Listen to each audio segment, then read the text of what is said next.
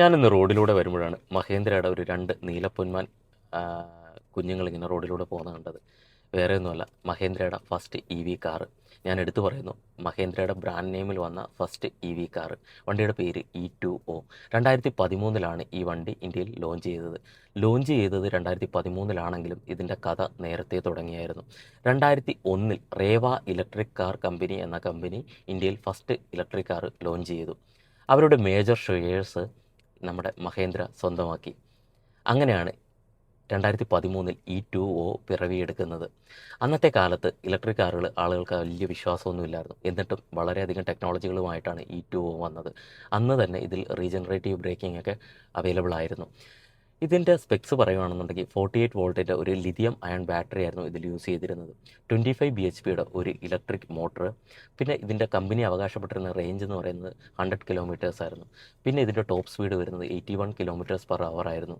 ഇത് 4 പേർക്ക് യാത്ര ചെയ്യാവുന്ന 2 ഡോർ മോഡലായിട്ടായിരുന്നു ഫസ്റ്റ് വന്നിട്ടുണ്ടായിരുന്നത്. അന്നത്തെ ഒരു പ്രൈസ് എന്ന് പറയുന്നത് ex showroom price 5.96 lakhs ex showroom Delhi പ്രൈസായിരുന്നു ഈ വണ്ടിക്ക് വന്നിട്ടുണ്ടായിരുന്നത്. നമ്മൾ ഇന്നത്തെ EVകളുമായിട്ട് ഇത് കമ്പയർ ചെയ്യുമ്പോൾ നമുക്ക് വളരെ ബേസിക് ആയിട്ട് തോന്നുമെങ്കിലും 2013 ഇത് വളരെയധികം ഫ്യൂച്ചറിസ്റ്റിക് ആയിരുന്നു.